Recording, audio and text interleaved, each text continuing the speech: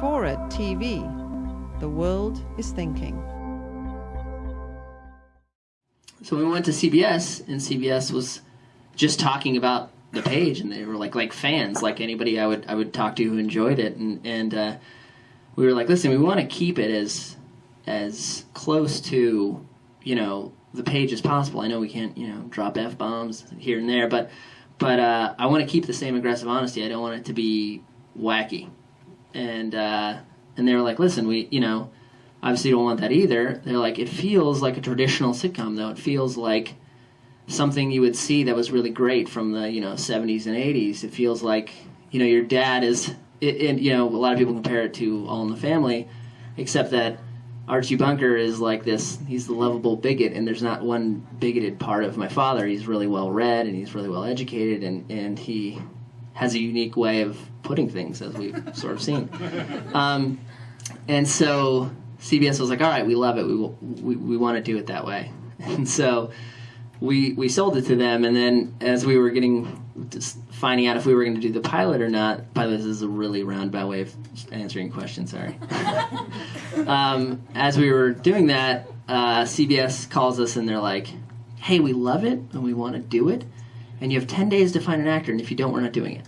And we were like, whoa, because negotiations take longer than 10 days. And they were like, you had to have a signed contract. And so they sent us this list of everyone they wanted, that they would find acceptable. But they weren't going to help us get any of them.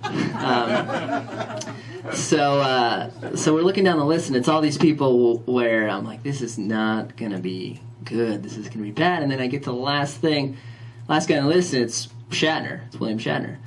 And I was like, wow, you sort of never know how he's going to respond to anything.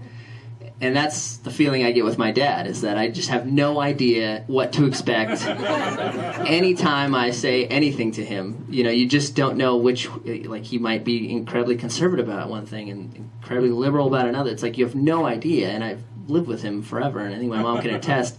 You just don't know how he's going to react. You don't know what he's going to do. And I felt that way with Shatner. I was like, man, if I met him on the street, I don't know if he'd punch me in the face or if he'd hug me. And so we got it to him, and we were like, all right, well, let's just go for him. And if we don't get him, then we don't have a show. And, worse things have happened. I'm still the luckiest SOB on the planet. And so we took it to him, and he was like, he was like, I'm very interested in this. And we were like, great. Does that mean you want to do it? And he's like, no.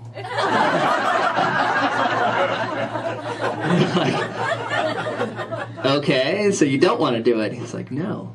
And so there was 10 days of negotiations where and he is already unbelievably wealthy from his Priceline dealings. He owns a portion of that company, and he does not need to do a sitcom on TV. He just doesn't need to. And so, which was made clear.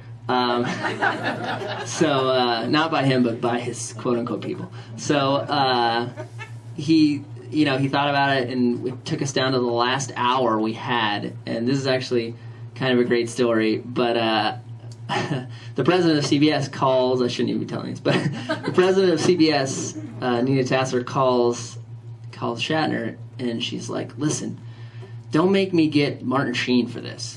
We were like, he's great. What's wrong with Martin Sheen? And so they have this back and forth, Mr. Shatner and her on the phone, and at the end of the phone call, he goes, 310-555-4265. And she's like, what's that? And he goes, it's Martin Sheen's fucking phone number. And I was like, oh, he's my dad. It's so perfect. And luckily, he signed on to do it.